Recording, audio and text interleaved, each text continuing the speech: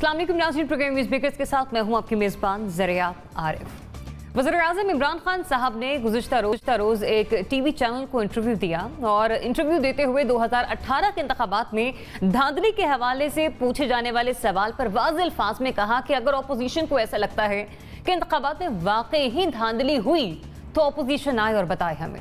2 साल गुजर गए लेकिन अपोजिशन सिर्फ तनकीद ही करती आई है, बजाय इसके कि मामले पर अपना कोई सवाल या मुतालबा लेकर सामने आती। तो क्या हम यहाँ पर ये सवाल कर सकते हैं कि अपोजिशन सिर्फ तनकीद बराए तनकीद ही कर रही है, या वाकई अगर ऐसा कुछ था तो हुकूमत के हवाले से अपोजिशन को हाथ पांव मारने चाहिए थे। दूसरे सेगमेंट में हम बात करेंगे पाकिस्तान डेमोक्रेटिक मूवमेंट की। हुकूमत मुखालिफ सियासी सरगर्मियों में दिन ब दिन इजाफा होता चला जा रहा है और आज भी इसी सिलसिले में एक इजलास बुलाया गया। हम अक्सर ये बात करते रहते हैं कि इन जमातों के दरमियान इत्तेहाद है या नहीं, 1 पॉइंट एजेंडे की और अपनी अपनी सियासी जमातों से जुड़े पार्टी मफादात की ही क्या सिर्फ सरगर्मियां जारी हैं। लेकिन आज इस दावे के साथ कि इनका इकट्ठा होना हुकूमत के लिए कितना बड़ा खतरा साबित हो सकता है, इस पर भी हम बात करेंगे। और आखिर में बात करेंगे उस वादे की जो पाकिस्तान ने अफगानिस्तान से किया, क्या पाकिस्तान अपने इस वादे को वफा कर पाएगा। इसमें बात करने के लिए हमारे साथ मौजूद होंगे सीनियर तज्ज़ियाकार lieutenant general retired Amjad Shoaib Sahab, anchor person तज्ज़ियाकार मोना आलम साहिबा भी हमारे साथ शामिल गुफ्तगू होंगी।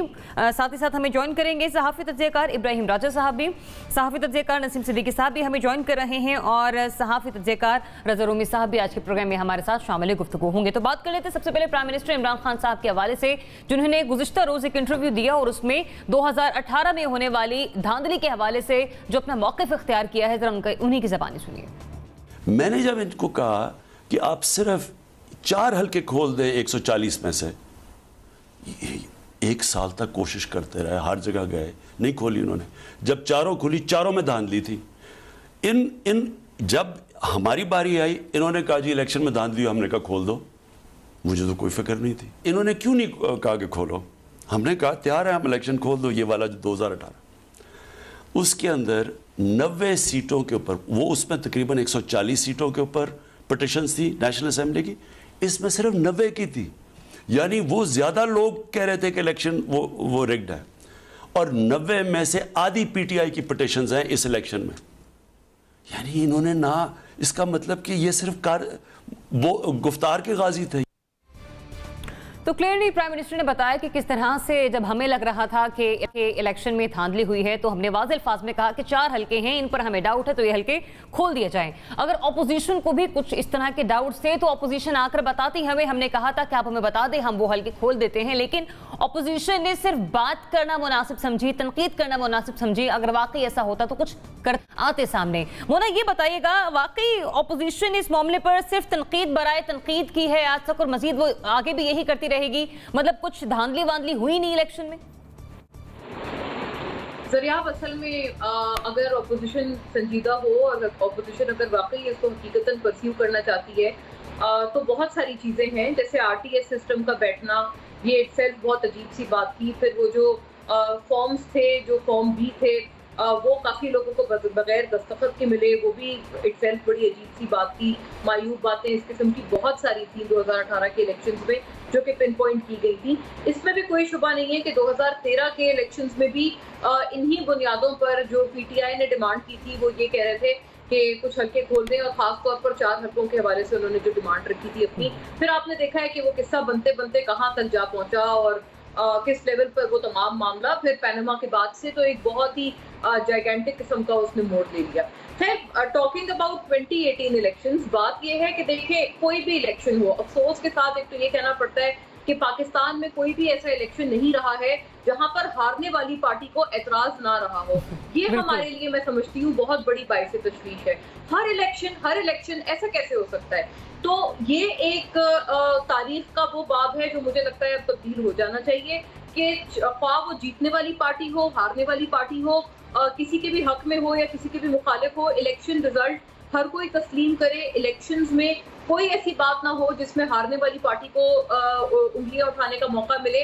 बिल्कुल पड़ोस में चले जाएं, भारत चले जाएं, वहाँ जो भी हारने वाली पार्टी होती है, बायोमेट्रिक सिस्टम वहाँ पर है, वहाँ इलेक्शन में नाफिज है, बहुत सारी इस किस्म की चीजें हैं। जो भी हारने वाली पार्टी होती है, अभी की बात नहीं है कि सिर्फ अभी जिद्दत आई है और वो तस्लीम करते हैं इलेक्टोरल रिजल्ट्स, पहले से रिजल्ट्स तस्लीम होते आ रहे हैं भारत के हर इंतखाबात में ऑलमोस्ट।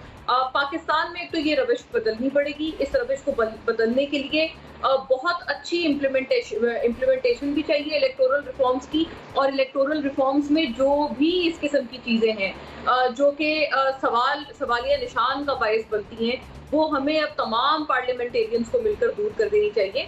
असल बात मुझे पार्लियामेंटेरियंस की भी संजीदगी ऐसा इसमें नहीं नजर आती है। वो भी चाहते हैं कि इस किस्म की थोड़े बहुत लूप होल्स या थोड़े बहुत लेगुनास मौजूद हों जिनको फिर अपने हक में इस्तेमाल किया जा सके इन केस अगर हार जाते हैं। अच्छा, बात एक और इंटरेस्टिंग ये भी है कि अगर सिर्फ आरटीएस सिस्टम के बैठने या फॉर्म बी पर दस्तखत ना होने की बुनियाद पर अगर बात की जा रही है और उन हलकों में बात की जा रही है जहां पर बहुत कम मार्जिन है जीतने और हारने वाले कैंडिडेट में, तो इस हवाले से तो पहली सारी बड़ी बातें आ चुकी हैं। और मुझे ये जरूर मैं एतराफ करती हूँ कि आप इसके ऊपर एक स्वीपिंग स्टेटमेंट नहीं दे सकते कि वो सिर्फ अपोजिशन वहां से उन हल्कों से हारी है। हो सकता है वहां पे कुछ ऐसे भी हल्के हों जहाँ पीटीआई का कोई जो मेंबर है या हुकूमत के किसी भी इत्तेहादी जमात का मेंबर है वो हारा हो, तो ये भी तो बात हो। फवाद चौधरी इस बारे में पहले भी बात कर चुके हैं, वो भी कुछ हल्कों पर अपने तहफ़्फ़ुज़ात जाहिर कर चुके हैं। आज उन्होंने ट्वीट भी की है कि कौन से ऐसे हल्के हैं जहां पर बहुत थिन मार्जिन से पीटीआई हारी है। तो देखें, ये तो बात ये बिल्कुल सही है कि इसमें आप स्वीपिंग स्टेटमेंट नहीं दे सकते, लेकिन ऑपोजिशन की तरफ से संजीदगी इसलिए नजर नहीं आ रही क्योंकि आपको याद होगा इलेक्शंस के फौरन बाद एक इस पे पार्लियामानी कमेटी बनी थी, उसको उसकी सरबराही कर रहे थे शहबाज शरीफ साहब ने। 1 साल बाद उस पूरी कमेटी से उन्होंने कहा था कि मैं इसकी किसी भी प्रोसीडिंग में पार्टिसिपेट नहीं करूंगा। उस पूरी चीज की कोई परसुएशन ही नजर नहीं है। तो जब उसको आपने परस्यू ही नहीं किया, उस कमेटी को भी नहीं किया, आप अदालत भी नहीं गए, बहुत सारी चीजें अगर आपने नहीं की हैं तो फिर आपके बातों में ठीक है आप ही ने यहाँ पर 2 पॉइंट उठा दिए और उन्हीं को लेकर ही मैं आगे बढ़ती हूँ। नजर उम्मी साहब, उन्होंने 2 बातें कही कि कोई इलेक्शन पाकिस्तान में ऐसा नहीं जो मुतनाज़ ना हुआ हो, ये मैं भी ऐड करना चाह रही थी। दूसरा, उन्होंने यही कहा कि पार्लियामानी कमेटी बनाई गई लेकिन वो आज तक फाल नहीं हो सकी है, 3 साल आ गया पीटीआई की गवर्नमेंट को। अब बताइए, ये सिर्फ तनकीद बराए तनकीद हो रही है, वाकई अपोजिशन की संजीदगी कहीं नजर आई आपको? देखिए, मोना ने ये बात तो सही कही है कि कोई भी ऐसा इलेक्शन नहीं रहा हमारी तारीख में। मेरे ख्याल से 1970 का इलेक्शन एक वाहिद इलेक्शन था जो कि और उसका क्रेडिट जाना चाहिए उस वक्त की एडमिनिस्ट्रेशन को कि जिसके ऊपर इस तरह के बहुत ज़्यादा सवालात नहीं उठे थे। और वो और बात है कि उसके नताइज बड़े संगीन निकले मुल्क के लिए। मगर इसके अलावा तो जो हारने वाली पार्टीज़ हैं वो इल्ज़ाम बिल्कुल लगाती हैं। मगर सवाल यहाँ पे ये पैदा होता है कि क्या 2018 के इलेक्शन के बाद जो कुछ उस इलेक्शन के दौरान नोट किया गया, आरटीएस सिस्टम का फेल होना, पोलिंग जो हैं पोलिंग के पार्टियों के नुमाइंदे जो होते हैं पोलिंग स्टेशंस पर उनको बाहर निकाल देना, फॉर्म जो होता है उसको बगैर दस्तखत या तस्दीक के जारी कर देना, और भी इस तरह की बड़ी लंबी चौड़ी फहरिस्त है। तो ये किसकी जिम्मेदारी? ये अपोजिशन की जिम्मेदारी तो नहीं है, ये तो इलेक्शन कमीशन ऑफ पाकिस्तान की जिम्मेदारी है कि वो ये देखे कि जो आरटीएस सिस्टम इतने खर्चे और इतने तुमकराक के साथ उसको लगाया गया वो आखिर बैठ क्यों गया, नाकाम क्यों हो गया। पहली तो ये बात है। दूसरी यही बात है कि ये जो पार्लिमानी कमेटियां जो होती हैं और दीगर जो इन्वेस्टिगेशंस होती हैं वो तो फिर गवर्नमेंट को चाहिए था ना कि वो इसके ऊपर इनिशिएटिव लेकर इन तमाम खदशात को और इन तमाम इल्ज़ामात को दूर करते। ऑपोजिशन खुद जो है उसको तो नहीं ये इंक्वायरी करने का हक है, ये तो सरकारी इदारों ने या कमीशंस ने या कमेटियों ने करना है। और रही बात यह है कि ऑपोजिशन ने क्यों नहीं शायद ये किया, उसकी भी एक वजह ये भी हो सकती है कि बहुत वाज़ेह था कि उस वक्त जो ऑपोजिशन को समझ में भी आ गया कि अब शायद उनकी बारी नहीं है और इमरान खान साहब की बारी है और कुछ भी वो कर लेंगे तो कुछ बदलना है नहीं है। तो मेरे ख्याल से ये बात जो है इसके ऊपर हमें ये बयानिया जो है कि ये ऑपोजिशन का फॉल्ट है कि उन्होंने परस्यू नहीं किया, ये बिल्कुल अजीबोगरीब बात है। मेरे ख्याल से ये पाकिस्तान के इदारे जो है, मैं वज़ीर-ए-आज़म साहब की सिर्फ बात नहीं कर रहा, जो हमारे इलेक्शन कमीशन और दीगर अहम इदारे हैं, ये उनकी जिम्मेदारी है कि वो ये बताएं कि उनसे क्यों ये कोताहियां हुई और आगे वो किस तरह रिपीट नहीं। इब्राहिम, रज़ा साहब ने कहा कि पार्लिमानी कमेटी बना देना ही काफ़ी नहीं था, अगर हुकूमत ने पार्लिमानी कमेटी बना दी थी तो उसका फॉलोअप भी लेना चाहिए था। मतलब कि वो कह रहे कि हुकूमत को इस मामले को आगे लेकर चलना चाहिए था। देखें, एक 30 रुकनी पार्लिमानी कमेटी बनी थी और परवेज खटक उसके हेड थे। उस कमेटी ने आगे एक सब कमेटी बना दी कि ये TORs तय करेगी, लेकिन वो सब कमेटी ने जो TORs बनाए वो अपोजिशन ने रिजेक्ट कर दिए और फिर 1 साल के बाद शहबाज शरीफ ने उस कमेटी से पुल आउट कर लिया। उन्होंने कहा कि हम इस कमेटी में शामिल नहीं रहेंगे। लेकिन ये बुनियादी जिम्मेदारी तो मेरा ख्याल है कि अपोजिशन पर इसलिए आयद होती थी कि ये अपोजिशन का इल्ज़ाम था कि धांधली हुई है। अब हुकूमत तो इसमें संजीदगी दिखा नहीं सकती थी, क्योंकि हुकूमत पर तो ये इल्ज़ाम है कि ये हुकूमत धांधली से आई है, तो हुकूमत तो वैसे ही इससे जान छुड़ाने के मूड में थी, और कोई भी हुकूमत होती तो वो तो इससे जान ही छुड़ाती इस कमेटी से। तो ये कमेटी अमलन गैर फाल हो गई और अपोजिशन को कम से कम ये जो कमेटी वाला ऑप्शन है इसको एग्जॉस्ट पूरे तरीके से ज़रूर करना चाहिए था। अच्छा। इसकी कोई फाइंडिंग्स आती हैं तो फिर वो इलेक्शन कमीशन में भी जाके वो परस्यू कर सकते थे। दूसरा जो सर रज़ा रूमी साहब ने पॉइंट उठाया वो पॉइंट बहुत अहम है, क्योंकि जब पार्लियामेंट नई बनी तो उस वक्त मौलाना फजलुर रहमान ने कहा था कि अपोजिशन जो है वो हलफ ही ना उठाए, इस पार्लियामेंट का हिस्सा ना बने। लेकिन पीपल्स पार्टी उस वक्त ये अफोर्ड नहीं कर सकती थी, क्योंकि उनको पता था कि जो पिछला सेटअप था उसमें भी उनकी हुकूमत जो है वो सिर्फ सिंध में आई थी, इस सेटअप में भी उनकी सिंध में हुकूमत आ गई थी। तो वो बिल्कुल नहीं चाहते थे कि वो इस पार्लियामेंट का हिस्सा ना बने, क्योंकि तो उनको तो सरासर नुकसान होता। इसी तरह PMLN को अगरचे उनकी पंजाब में हुकूमत नहीं बनी, लेकिन उस वक्त मियाँ नवाज शरीफ और मरियम नवाज जो हैं वो दोनों जेल में थे, और शहबाज शरीफ के लिए भी बड़ा एविडेंट था कि इस वक्त अगर वो कोई मूव चलाएंगे भी, यानी अगर वो पार्लियामेंट का हिस्सा ना बने, तो उनके लिए उनकी मुश्किलात कम नहीं होंगी। उल्टा नवाज शरीफ और मरियम नवाज तो पहली मुश्किल में है, शहबाज शरीफ और उनके अहले खाना के लिए भी उस वक्त मुश्किलात बनती हैं, और कोई भी मूव जो है वो सून आफ्टर इलेक्शन जो है उसकी कामयाबी के इम्कानात भी कम होते हैं। और ख़ास तौर पर अगर एक ऐसा मखसूस माहौल हो जिसमें यह तासुर हो कि प्री पोल रिगिंग भी की गई है और इलेक्शन से पहले भी कुछ जमातों के कुछ जो ग्रुप्स हैं वो तोड़वा के दूसरी ग्रुप में शामिल किए गए हैं, तो ओवरऑल वो माहौल जो है वो मौजू नहीं था अपोजिशन के लिए। जैसे कि अभी मरियम नवाज साहिबा ने कहा अपोजिशन का नुक्ता नज़र बयान करते हुए कि इस सेटअप को पहले दिन से ललकारना चाहिए था, लेकिन अब 2 साल के दौरान शहबाज शरीफ साहब की जो मफामती पॉलिसी थी उसके तहत इस सेटअप को नहीं ललकारा गया, और उस मफामती पॉलिसी के कोई मिले जुले रिजल्ट्स भी आए हैं। यानी मियाँ नवाज शरीफ जो हैं आज अगर लंदन में बैठे हुए हैं और वो इस काबिल हैं कि अपना पैगाम लोगों तक पहुंचा सकें, पहले तो वो जेल में थे, अपना पैगाम नहीं पहुंचा सकते थे, तो ये शहबाज शरीफ की मफामती पॉलिसी ही थी जो उन्होंने मौलाना फजलुर रहमान के धरने के अगेंस्ट उसमें शामिल ना होके ये ताकतवर हल्कों से समझौता करके वो मियाँ नवाज शरीफ बाहर चले गए। और फवाद चौधरी साहब ने तो खुद स्टेटमेंट दिया है कि ताकतवर हल्कों को ये एहसास होना चाहिए कि उन्होंने मियाँ नवाज शरीफ को बाहर भिजवा के गलती की, यानी हुकूमत खुद मान रही है कि वो डील जो है वो ताकतवर हल्कों से हुई थी। तो अपोजिशन ने उस पार्लिमानी कमेटी को ये अपने जो भी हालात थे अपने ऑप्शंस को पूरी तरह एग्जॉस्ट नहीं किया।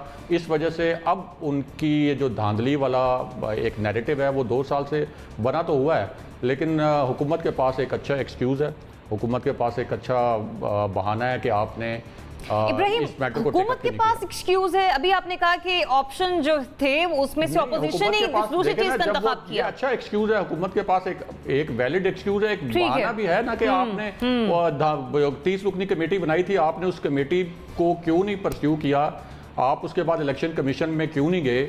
तो वो जैसे प्राइम मिनिस्टर ने कहा तो ये पॉइंट तो उनका वैलिड लगता है कि ये ऑप्शन उनको एग्जॉस्ट करना चाहिए था, और अगर ये ऑप्शन वो एग्जॉस्ट करते उसके बावजूद अगर कोई धांधली के सबूत मिलते, कुछ सामने आते, ये इलेक्शन कमीशन लेके जाते और कोई कार्रवाई ना होती, तो आज अपोजिशन के जो बात है उसमें ज्यादा वजन होता। अगर मतलब मैं क्लियर इसलिए होना चाह रही हूँ क्योंकि मुझे किसी गवर्नमेंट नतीजे पे पहुंचे, बहस तनकीद ही हो रही है, अपना पॉइंट ऐड कर रही है ऑपोजिशन, दैट्स इट, इसके अलावा कुछ नहीं है इसमें, संजीदगी नहीं है, तनकीद सवालात तो थे, लेकिन इस वक्त जो है वो तो ज़ाहिर है उन्होंने एक मूवमेंट चलानी है, तो इस वक्त स्पेसिफिकली तो धांधली के ऊपर बात जो है वो आपके सवाल के कॉन्टेक्स्ट में कहा जा सकता है कि महज तनकीद ही हो रही है। जनरल साहब हमें ज्वाइन कर चुके। जनरल साहब thanks for joining us. General साहब आपको क्या लगता है ये धांधली का जो मामला है 2018 के इंतखाबात के हवाले से ऑपोजिशन की बदलती स्टेटमेंट्स, फिर पार्लिमानी कमेटी बनी, फाल ना हो सकी, ये सिर्फ एक तनकीद बराए तनकीद है या वाकई ऑपोजिशन संजीदा रही है इस सारे मामले में? बिस्मिल्लाहिर्रहमानिर्रहीम। देखिए बात यह है कि इनकी पुरानी जो करतूतें हैं वो भी समझने की ज़रूरत है। ये धांधलियाँ तो ख़ुद भी सारे ये करते हैं। कोई अंदरून सिंध आप चले जाएं इतनी वहाँ पे धांधली होती है। और मैंने 1-2 इलेक्शन तो मैंने खुद मॉनिटर किए, करवाए हुए हैं जब मैं सर्विस में था। बलूचिस्तान में धांधली का कोई हिसाब ही नहीं है। अब बात यह है कि करते तो ये खुद ही हैं, लेकिन यहाँ इन्होंने 2 साल में बड़ी मेहनत से ये नैरेटिव बिल्ड किया है कि ये सिलेक्टेड और ये धांधली कराई अदारे ने, अदारा लेके आया। पहली बात तो ये कि अदारा इनके घर गया था कहने के लिए कि जी आप हमसे इलेक्शन करवाएं। अभी आप देख लें कि गिलगित के इलेक्शन है, उन्होंने आर्मी ने कह दिया कि जी हम नहीं कराएंगे, आप जाने, आपका काम जाने। और ये चीज़ जो है ये इनको शर्म आनी चाहिए। इनका खुद एतमाद था, खुद कहते रहे कि जी फ़ौज की निगरानी में करवाएं। जब इलेक्शन हुए तो अब अपनी मसाइल का वो अच्छा, शुरू में इन्होंने इल्ज़ाम आर्मी पे नहीं लगाए।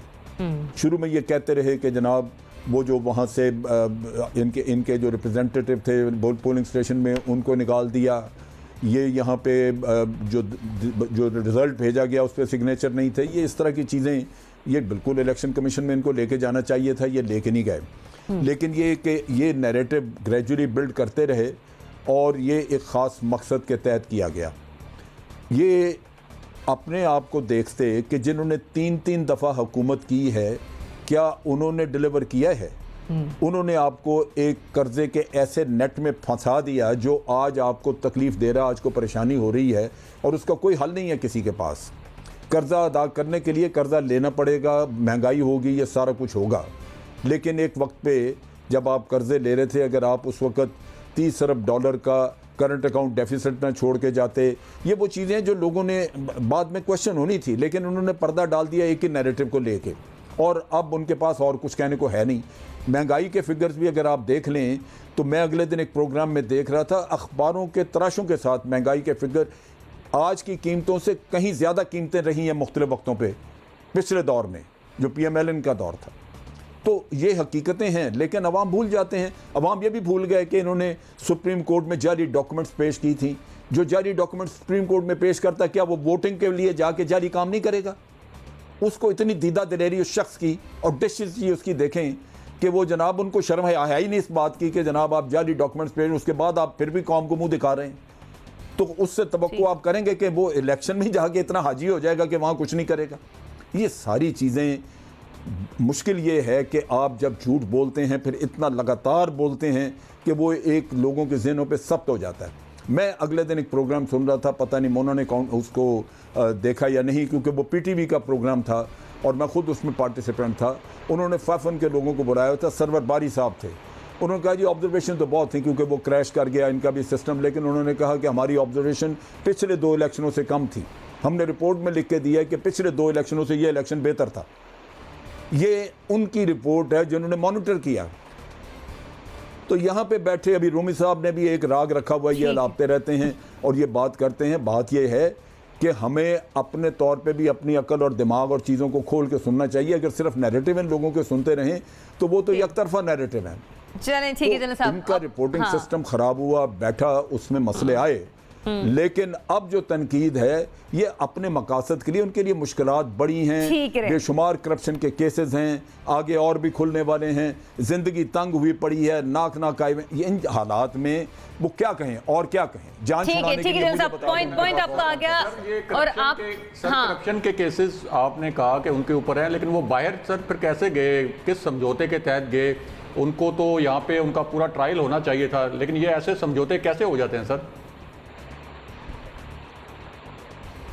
ये समझौते का आपके पास कोई है रिकॉर्ड? वो तो अदालती प्रोसीजर के तहत गए। खुद तहरीक इंसाफ, एक अदालत आपको पूछ रही है सर, एक अदालत आपसे पूछ रही है।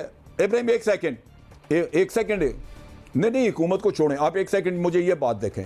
एक अदालत आपसे पूछती है कि पीर तक जिंदा रहने का इनका हमें सर्टिफिकेट दें, ये समझौता है?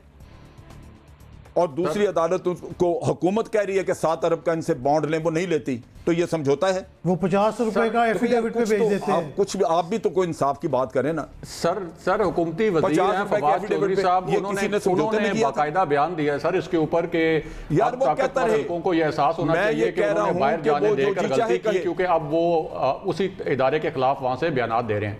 ये तो हुकूमती वज़ीर ने खुद बयान दिया है सर। देखिए रजा रूमी रूमी साहब ये बात सुबह से लेकर रात तक को 100 दफा कहते हैं, मैंने कोई प्रोग्राम ऐसा नहीं देखा जिसमें चलिए जलील साहब पॉइंट आपका आ गया, आपकी भी राय आ गई, रजा साहब भी बात कर चुके हैं, राय में इख्तिलाफ हो सकता है लेकिन आप सभी की व्यूअर्स मेरे लिए मुकद्दम है। अदालत ने क्यों नहीं माना? ये आप ही तो कोई फैसला करें ना सोच के कि 7 अरब का बॉन्ड जो है वो अदालत ने क्यों नहीं माना। चलिए सिद्दीक साहब अगर आप मुझे इजाजत दें तो मैं रजा साहब से थोड़ा सा पॉइंट ले लूं। डील का हिस्सा थी। हाँ जी जी रजा साहब कहिए। मैं मान लेता हूं कि अदालत भी डील का हिस्सा थी।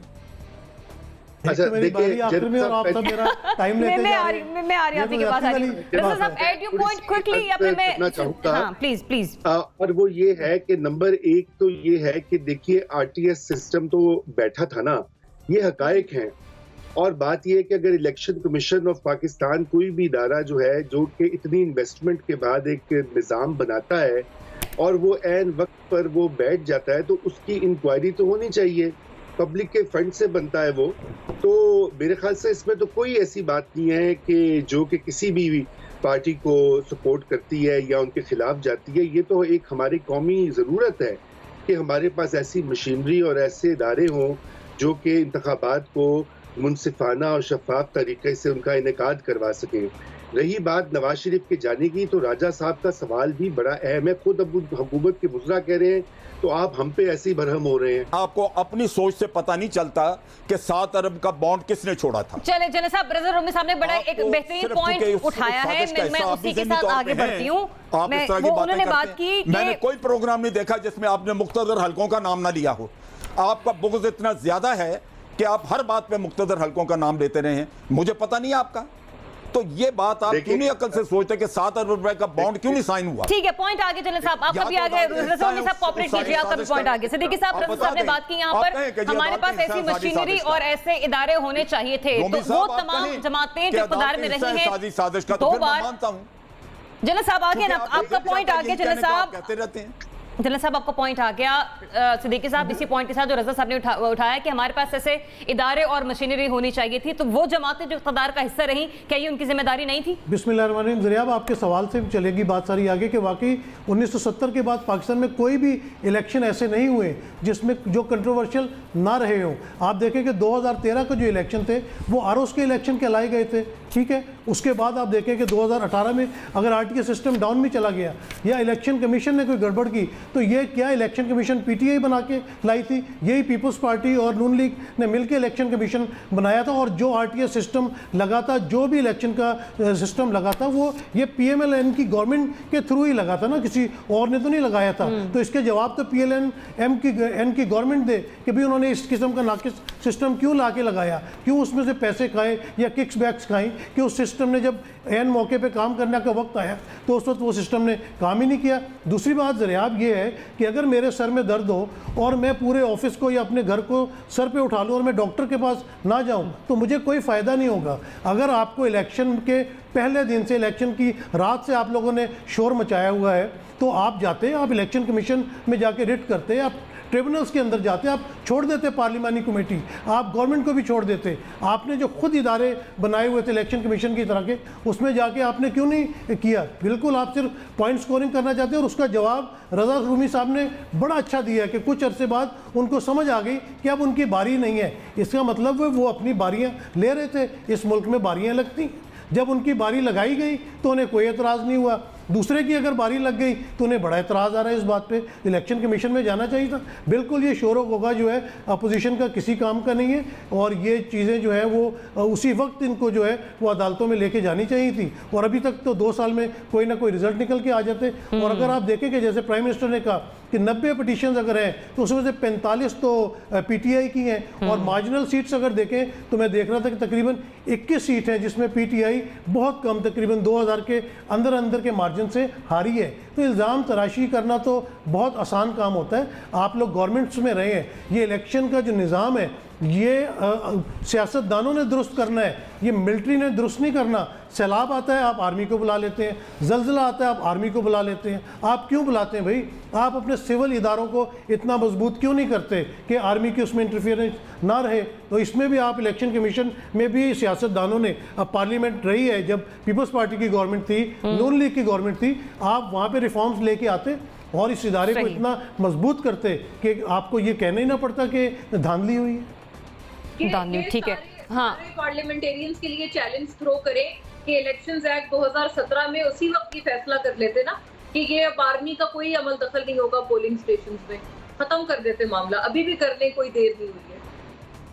चले पॉइंट्स आप सबके आगे, लेकिन इब्राहिम ने भी एक बात की कि ऑप्शन थी ऑपोजिशन के पास कि उसको क्या करना है, अपने आने वाले 5 साल भी तो उसने गुजारने हैं। जलन साहब की भी गुफ्तगू मैंने सारी सुनी। आपका अपना मौक़िफ़ था कि कहीं ना कहीं उनको ऐसा लगता है कि ऑपोजिशन संजीदा थी और हुकूमत का काम है कि वो आगे बढ़ती और पार्लिमानी कमेटी को मुकम्मल तौर पर फाल करती। लेकिन तज्जिया यहाँ पर किसी का भी हो, राय में इख्तलाफ ज़रूर हो सकता है, लेकिन सभी तज्जियाकारों की राय हमारे लिए मुकद्दम है। आगे बढ़ते हैं, बात करते हैं ऑपोजिशन की। इत्तेहाद के हवाले से, पाकिस्तान डेमोक्रेटिक मूवमेंट के हवाले से, जिसके डे बाय डे हम देख रहे हैं कि इजलासों में इजाफा हो रहा है, कि मामला ज़ेर बहस आ रहा है कि किस तरह से हुकूमत को टफ टाइम देना है, रैलियां किस तरह से निकालनी है, जल्द से जुलूस कहाँ करने हैं, एहतजाज किस तरह से रिकॉर्ड करवाना है, पहला जलसा कहाँ पर होगा। आज भी इसी सिलसिले में पाकिस्तान डेमोक्रेटिक मूवमेंट की तरफ से एक इजलास बुलाया गया है। लेकिन सवाल यहाँ पर यह है कि पाकिस्तान डेमोक्रेटिक मूवमेंट से हुकूमत को क्या कोई खतरा है? जनरल साहब, आप समझते हैं कि ये जो होने वाले इजलास हैं बार बार, ये कहीं ना कहीं हुकूमत को ले डूबेंगे, उसके लिए खतरे की घंटी है?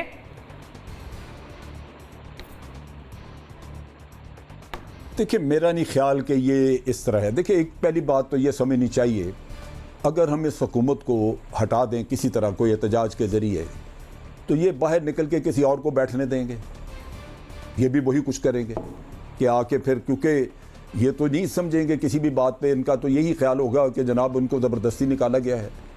सो मेरा नहीं ख्याल कि ये इस तरह का कोई रास्ता इख्तियार किया जाएगा। और दूसरी बात ये है कि ये जिस चीज़ के ऊपर ये अभी पार्टियां हो रही हैं, बड़े बड़े जलसे इजलास हो रहे हैं, ये होंगे, लेकिन जिस दिन से मियां नवाज शरीफ साहब ने अपनी एक बागियाना और मुल्क दुश्मन टाइप तकरीर की है, उस दिन की पीपल पार्टी किधर है? किसी ने देखी पीपल्स पार्टी उसके बाद? सो ये जहन में रखिए कि आप एक हद तक तो दूसरों को कह सकते हैं कि आप साथ चलें, लेकिन जब आप एक रविश ऐसी इख्तियार कर लें जो पूरे मुल्क में कंडेम की जा रही हो, तो फिर ये ज़रूरी नहीं है कि बाकी के भी लोग आपके साथ शामिल हो जाएं। उनका मसला वो नहीं है दूसरों का जो मियाँ साहब का है। मियाँ साहब अपने एक दुश्मनी, एक अनात के तहत चले हुए हैं, और वो अपने आप को कभी नहीं देखेंगे कि उनके अपने अंदर क्या ख़राबी है, जो मैन्युफैक्चरर्स फॉल्ट है कि वो हर किसी के साथ सींग फंसाते हैं। पहली दफ़ा सदर पाकिस्तान ने उनको निकाला, दूसरी दफ़ा इस्टेब्लिशमेंट ने निकाला, तीसरी दफ़ा जुडिशरी ने निकाला, अब एक आध रह गया जो पार्लियामेंट के निकालने का, वो भी वो शौक़ पूरा कर लेंगे। लेकिन असल चीज़ ये है कि अपने आप को देखें, तो वो सारे पाकिस्तान को ज़लील ख़ार करने पर तुले हुए, पीपल्स पार्टी साथ नहीं है। सो कैसे आप चलेगा मामला? मुझे ये बताइए कि आप किस तरह ख़तरा पैदा करेंगे हुकूमत के लिए? ये बड़ा एक वक्त पे आके ये चीज़ें खुलनी शुरू होंगी। असल चीज़ ये है कि आप इश्यूज़ की तरफ आते हैं। मैं हमेशा कहता हूँ कि मिसाल के तौर पे अगर इस हुकूमत से आप तंग हैं, तो आसान तरीन रास्ता था कि असम्बलियों से ये इस्तीफ़े दे के चले जाते, हुकूमत ख़त्म हो जाए, आगे इलेक्शन कराने पड़ते, क्योंकि इतनी बड़ी तादाद में जब इस्तीफ़े होंगे तो वो तो लाजमी बात है कि वो कबूल उनको करने होंगे, करने चाहिए। आइन कहता है कि 1 महीने के अंदर अंदर अगर लोग आके उसको वेरीफाई नहीं करते तो इस्तीफ़े कबूल हो जाएँ, मंजूर हो जाएँ, तो हुकूमत गिर जाएगी। लेकिन वो नहीं ये कर रहे। इसका मतलब है कि कहीं ना कहीं अंदर इस चीज़ के लिए भी ऑपोजिशन है कि जी अच्छा ठीक है, हम मौका देखेंगे, अगर वो मुनासिब वक्त आया तो हम इस्तीफ़े देंगे। मुनासिब वक्त कब आएगा फिर? तो ये असल चीज़ यही है कि ख़ुद अंदर से ये एक दूसरे के साथ पूरी तरह मुत्तफ़िक नहीं है उसके नैरेटिव से। और मियाँ साहब ने जो भी नैरेटिव दिए उससे तो बिल्कुल उनकी अपनी पार्टी में बहुत सारे लोग इख्तलाफ कर रहे हैं। वो कहते हैं जी हम इसकी ज़िम्मेदारी लेने को तैयार नहीं।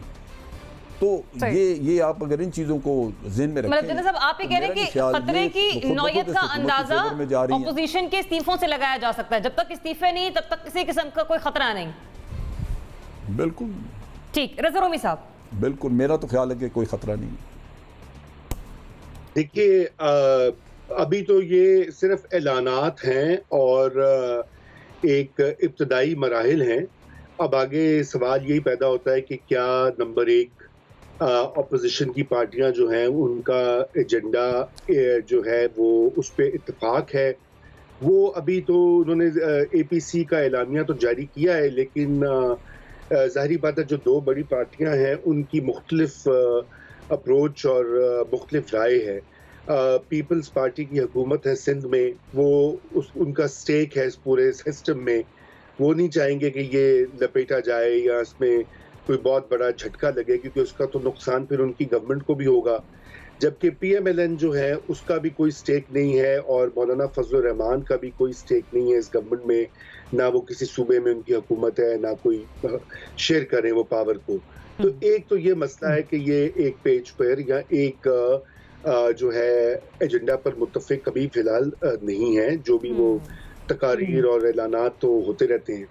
दूसरी बात ये है कि क्या नवाज शरीफ जो हैं वो उनकी पार्टी, जो जनरल साहब ने भी कहा कि उनकी पार्टी किस हद तक उनका साथ देगी, जो उनका बयानिया और जो उनकी आगे अप्रोच है हुकूमत को चैलेंज करने की, क्या वाकई सारी PMLN जो है वो मुत्तहद है इस पॉइंट के ऊपर, और जो स्पेशली जो नवाज शरीफ साहब ने अभी जो एक मौक़िफ़ अपनाया है पिछली 2-3 तकारीर में, तो ये भी देखने वाला सिलसिला है। मगर ज़्यादा अहम बात ये है कि अगर इनका किसी मिनिमम एजेंडा के ऊपर इत्तेफाक होता है तो फिर यकीनन इन पार्टीज़ के पास स्ट्रीट पावर, फजलुर रहमान साहब के पास तो अच्छी खासी है, उसका मुजाहरा उन्होंने किया भी था पिछले साल, और जब उन्होंने धरना किया था इस्लामाबाद की जानिब, और PMLN की अपनी पंजाब की कुछ हिस्सों में वो लोगों को मोबिलाइज कर सकते हैं, और पीपल्स पार्टी का भी सिंध में है जो है, और में ANP का भी है एक असर। तो बात ये है कि अगर ये लोग इकट्ठे होते हैं तो ये बिल्कुल एक चैलेंज तो दे सकते हैं गवर्नमेंट को, और जो है, लेकिन देखने की ये बात है कि इनका इत्तेहाद कितना कायम रहता है आने वाले हफ्तों में, और किस हद तक ये इत्तेफाक करते हैं कि ये इनका हदफ क्या है, वो अभी क्लियर नहीं है। ठीक, आप कह रहे हैं कि इत्तेहाद की मुस्तकिली इस बात का तयन करेगी कि हुकूमत को किस हद तक खतरा पहुंच सकता है। मोना, देखिए, बिल्कुल मैं इत्तेफाक करती हूँ कि इसमें बहुत सारे प्रीरिक्विजिट्स हैं। अभी जनरल साहब कह रहे थे कि रेजिग्नेशन है, इसमें एक बहुत बड़ी चीज़ है, रेजिग्नेशन पे डिपेंड करेगा ये मामला। तो APC का जो लास्ट इजलास था उसमें तो ये बात उन्होंने कह दी है कि जी हम रिजाइन करने को तैयार हैं, और जनवरी 2021 उन्होंने टाइमलाइन दी है कि हम लोग इस्लामाबाद की तरफ मार्च भी करेंगे, और इससे पहले भी रैलीज भी होंगी, जलसे जुलूस भी होंगे वगैरह वगैरह। लेकिन बात ये APC के इटसेल्फ एलामिया में ये बातें हैं, मुझे इसमें कोई शक नहीं है अगर उस पर मनोअन उसी तरह से अमल दरामद हो। और ये बात ये भी है कि उस पूरे एलामिया में, क्योंकि नवाज शरीफ साहब का बहुत बड़ा अमल दखल था, उन्होंने पूरी APC में खुद भी उसी तरह से शिरकत की है। अब उनके अमल दखल को यहाँ पर तो इम्प्लीमेंट करने वाले लोग नवाज शरीफ साहब नहीं है ना। अगर नवाज शरीफ साहब या मरियम नवाज साहिबा इम्प्लीमेंट कर रहे होते तो गालिबन वो कर चुके होते, मुझे उसमें कोई शक नहीं है, मुझे उसमें कोई शुबा नहीं है कि वो इस्तीफे भी करवा चुके होते, सब कुछ करवा चुके होते। यहाँ तो इम्प्लीमेंट करने वाले जो लोग हैं वो जनाब शहबाज शरीफ हैं बेसिकली, और शहबाज शरीफ भी इस वक्त पाबंद सलासल हैं, उनके बेटे भी जेल में हैं, ये तमाम चीज़ें वो भी अंडर कस्टडी हैं। तो ये तमाम चीज़ें अब वो भी इम्प्लीमेंट कराने वाले लोग नहीं हैं, और वो अगर होते भी तो ये बहुत बड़ा सवाल है कि जो उनकी एक मफामती पॉलिसी है शहबाज साहब की, वो इस चीज को इम्प्लीमेंट कराते भी या नहीं कराते। मुझे तो इसमें कोई शक नहीं कि वो कभी भी ना कराते, लेकिन इस्तीफे मुझे लगता है कि बार्गेनिंग चिप की तरह इस वक्त इस्तेमाल होंगे। किसी को नाराज नहीं करना चाहते इस्तीफे देके, और उनको मुसलसल अपने इस्तीफों के थ्रू वो ये एक इम्प्रेशन दे रहे हैं कि जी आपकी नाराजगी ना हो, इस वजह से हमने अपने इस्तीफे ऑन होल्ड रखे हुए हैं, वरना तो हमारे लिए कोई बड़ी बात नहीं है, हमने तो APC में भी डिसाइड कर लिया है। और टॉकिंग अबाउट नवाज शरीफ साहब या मौलाना साहब, तो ये तो हमें कब से इसरार कर रहे हैं हमारे ऊपर कि आप इस्तीफे दे दें, लेकिन जो यहाँ पर इम्प्लीमेंट कराने वाले लोग हैं वो उसको बतौर बार्गेनिंग चिप इस्तेमाल करेंगे। पीपल्स पार्टी भी उसको बतौर बार्गेनिंग चिप इस्तेमाल करेगी, बिल्कुल, क्योंकि सिंध में वहाँ उनकी हुकूमत है, वो किसी सूरत नहीं चाहते कि जी यहाँ पर सिस्टम रैप अप ना हो, लेकिन वो वहाँ से हाथ धो बैठे अपनी हुकूमत से, तो वो भी ये चीज़ कभी भी नहीं चाहेंगे। और ये जो इत्तेहाद वाली बात है, बिल्कुल ये तो $1 मिलियन बात है। एटलीस्ट मैंने अपने प्रोग्राम में बहुत जितने पीपल्स पार्टी के स्टॉलवर्ड्स हैं सब मेरे पास आए हैं, और उन्होंने सब ने ये बात कही है कि नवाज शरीफ साहब की जो तकरीर है, जो उन्होंने व्यूज रखे हैं, वो सिर्फ उनकी जिम्मेदारी है, हमारा उससे कोई ताल्लुक नहीं है। उनका व्यू था और बड़े सारे व्यूज की अमेलगेमेशन थी APC, लेकिन आप ये ना कहें कि हम इसका हिस्सा हैं। और बाकी बिलावल साहब ने या आसिफ अली जरदारी साहब ने दूर दूर तक ऐसी कोई बात नहीं। सिद्दीकी साहब, ज़रियाब, आप ये देखें कि जब ये ऑल पार्टीज कॉन्फ्रेंस पहले तो हो नहीं पा रही थी, करना चाह रहा हूँ ज़रियाब, सिद्दीकी साहब इजाजत जरा प्लीज। जी जलन साहब। ज़रियाब, मैं एक चीज़ ज़रा ऐड हाँ, एक बात मैं कह दूं ताकि फिर ये सिद्दीकी साहब भी बात करें। बात यह है कि नवाज शरीफ साहब अचानक क्यों फटे हैं। जनरल साहब प्लीज कंटिन्यू। ये राय साहब आप फरमा रहे हैं। Sir please continue. मेरा टाइम आप ले लें। मेरा टाइम आप ले लें सर, प्लीज कंटिन्यू। जनरल साहब मैं सिर्फ इतना कहना चाह रहा हूँ मैं सिर्फ इतना कहना चाह रहा हूँ कि ये सारा जो अचानक नवाज शरीफ साहब फटे, किस्सा ये था, उससे पहले ये 8 महीने खामोश रहे। इन्होंने मोहम्मद ज़ुबैर साहब को लॉन्च किया हुआ था और ये उसके रिज़ल्ट के इंतज़ार में थे।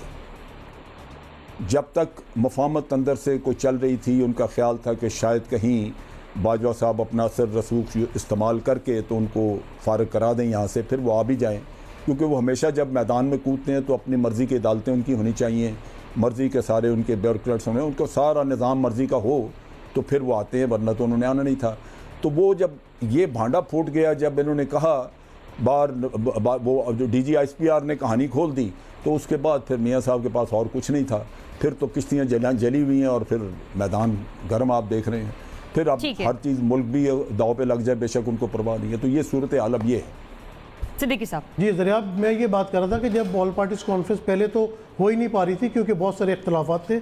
बड़ी मुश्किल से जब वो सब एक पेज पे जमा हुए तो नवाज शरीफ साहब ने APC को हाईजैक कर लिया, क्योंकि जिस तरह जरदारी साहब ने बड़ा मुख्तसर खिताब किया, लोग यही समझ रहे थे और APC के जो मेम्बरान थे वो भी यही समझ रहे थे कि नवाज शरीफ साहब कोई मुख्तसर सा खिताब करेंगे, लेकिन जितना बड़ा उन्होंने खिताब किया तो सबसे पहले तो इख्तलाफ वहीं पर आ गया क्योंकि उन्होंने उसको हाईजैक कर लिया। दूसरी बात आप ये देखें कि बिल्कुल जिस तरह जनरल साहब ने कहा, दूसरे दोस्तों ने भी कहा कि पीपल्स पार्टी बिल्कुल इस चीज़ से अलग हो गई है। आपने देखा था एक वक्त था जब मुत्तहिदा के बानी तकरीर किया करते थे लंदन से बैठ के, सारे TV चैनल्स उनको कट कर लेते थे। रात के 3 बजे भी अगर वो बात शुरू करते थे तो 90 के बाहर जो है वो हज़ारों लाखों लोग जमा हो जाते थे। लेकिन जब उन्होंने तकरीर ऐसी की जो पाकिस्तान मुखालिफ थी, उनकी अपनी पार्टी उनको छोड़ के चली गई। तो नवाज शरीफ की जो तकरीर है और जो 2-3 दिन से तकारीर उन्होंने की है, उसका इम्पैक्ट पाकिस्तान में यही आ रहा है कि मुस्लिम लीग के कुछ रहनुमाओं के साथ मेरी भी बात हुई है, वो उसको ऑन करने पे तैयार नहीं है और उन्होंने थोड़ी सी नाराज़गी भी शो की है कि इस तरह बाहर बैठ के ये हमारे लिए मुसीबतें खड़ी कर देंगे। तो बात यह है कि अभी तो इनके शुरू में ही इख्तलाफात चल रहे हैं। आप देख लें, जैसे चार्टर ऑफ डेमोक्रेसी हुआ था, उसमें दोनों पार्टियों ने दस्तखत किए थे, लेकिन जब हुकूमत में आए तो इन लोगों के इख्तलाफात खुल के सामने आ गए। तो मुझे नहीं लग रहा कि PDM अभी जो है वो कोई ऐसी पेस बना सकेगी। अपोजिशन है, कुछ ना कुछ काम तो करेगी, आखिर उन्हें भी अपने वोटर्स में ज़िंदा रहना है, लेकिन वो कोई अपना हुकूमत के लिए बड़ी मुश्किल नहीं खड़ी कर सकेगी। अभी उन्होंने कोयटा से जलसों का आगाज़ करना है। अभी आपने देखा है कोविड की दूसरी लहर भी आना शुरू हो गई है, काफ़ी कोरोना के केसेस बढ़ रहे हैं। तो अगर इन्होंने इस तरह के जलसे जुलूस निकाले और उससे अगर कोविड भी बढ़ता है, लोगों को कोरोना होता है, तो इनको फिर अपनी इस जो तहरीक है उसको मुख्तसर करना पड़ेगा। तो मुझे नहीं लग रहा कि आने वाले दिनों में PDM जो है वो हुकूमत के लिए कोई सीरियस चैलेंज खड़ा कर सकेगी। तो मियाँ साहब की जो तकरीर है वो PDM के इत्तेहाद पर किसी हद तक हावी हो रही है। मुझे ब्रेक की तरफ जाना है, तो मैं इब्राहिम आपकी नहीं मैं आप ही की तरफ आती हूँ। मुझे बस एक ब्रेक लेने का कहा जा रहा है, मैं क्विकली ब्रेक की तरफ जाते हैं। नाज़रीन वापस आते हैं। इब्राहिम साहब आपसे इसी सवाल का दोबारा से आगाज़ करेंगे। नाज़रीन स्टे ट्यून्ड।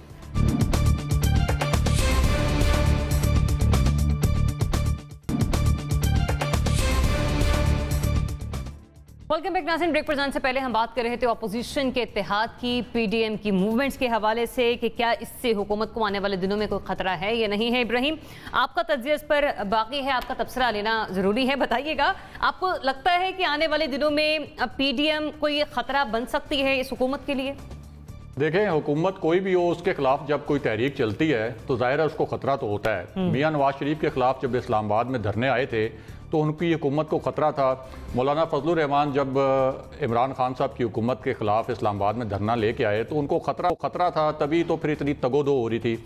और अभी भी कोई 1 दर्जन के करीब वज़रा जो है वो सुबह शाम APC के डिसीजंस के ऊपर तनकीद करते हैं। आज प्राइम मिनिस्टर साहब ने वज़ीर आला पंजाब से मुलाकात की, वज़ीर आला बलूचिस्तान से मुलाकात की। ये 2 वो सूबे हैं, 2 जगह हैं जहाँ PDM ने अपने जलसे करने हैं। तो इसका मतलब है कि ख़तरा तो है।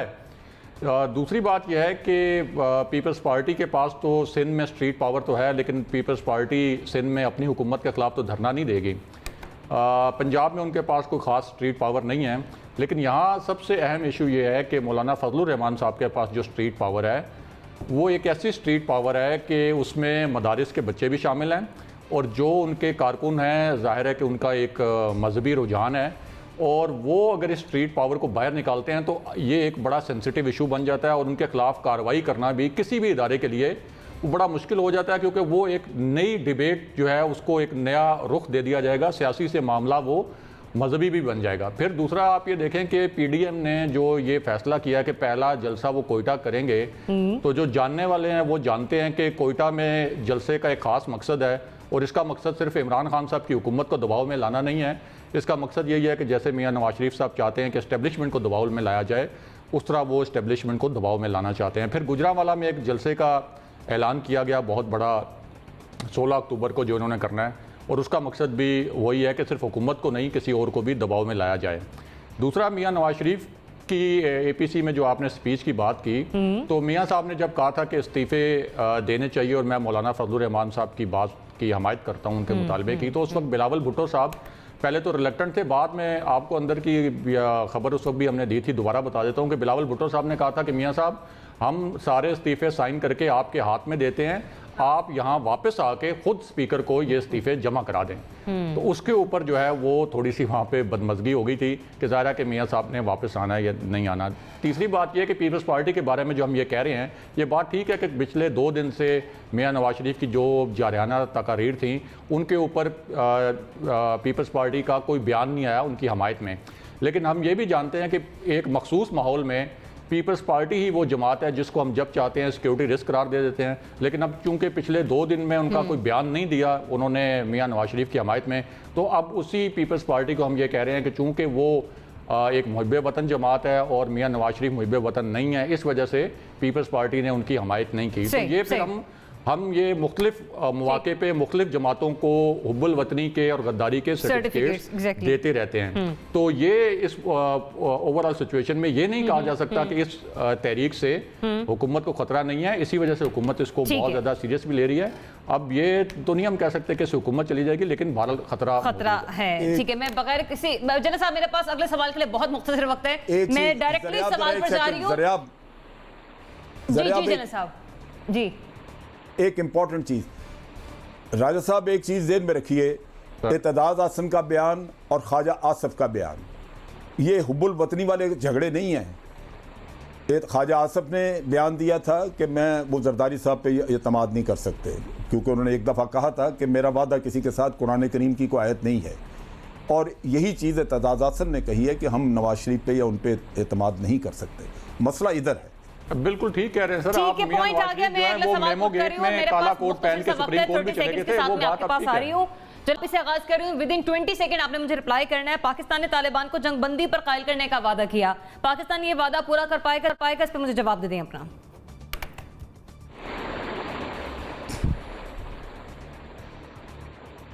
जनरल साहब, किससे पूछा? जी आपसे सवाल है मेरा। अच्छा, हाँ देखिए, बात ये है, अपनी बारी है, ये बड़ा मुश्किल है मेरा ख्याल है पाकिस्तान के लिए ये वादा पूरा कराना बड़ा मुश्किल है, क्योंकि तालिबान के पास उनके हाथ में एक ही कार्ड है और वो यही है कि वो एक जंग जारी रख के बैठे हुए हैं। अमन हो जाता है तो वो कार्ड उनका ख़त्म हो जाता है, फिर सारे ठंडे हो जाएंगे, कोई इतनी बात ही होगी। तो मेरा अपना ख्याल है कि वो हो सकता है ये वादा करें कि हम वायलेंस कम कर देते हैं, इतनी वायलेंस नहीं होगी, अटैक कम कर देंगे, लेकिन मुकम्मल जंगबंदी का शायद ना वो करें। ठीक है, सिद्दीकी साहब क्विकली प्लीज़। बिल्कुल, जनरल साहब ने जिस तरह कहा कि मुझे नहीं लगता कि ये तालिबान जो है वो जंगबंदी बंद कर देंगे, कम तो ज़रूर कर सकते हैं, लेकिन इसके दौरान आप देखेंगे पाकिस्तान जिस तरह अब्दुल्ला आए, ये भी एक बड़ी अच्छा जो थी वो रवायत बनी है कि 10 साल बाद उन्होंने दोबारा पाकिस्तान का दौरा किया। तो पाकिस्तान अपनी पूरी कोशिश कर रहा है कि वो इस खित्ते में अमन लेके आए ताकि पाकिस्तान में भी जो है वो माशी हालात बेहतर हो सके, लेकिन मुझे उम्मीद कम है। ठीक, रज़ा रूमी साहब।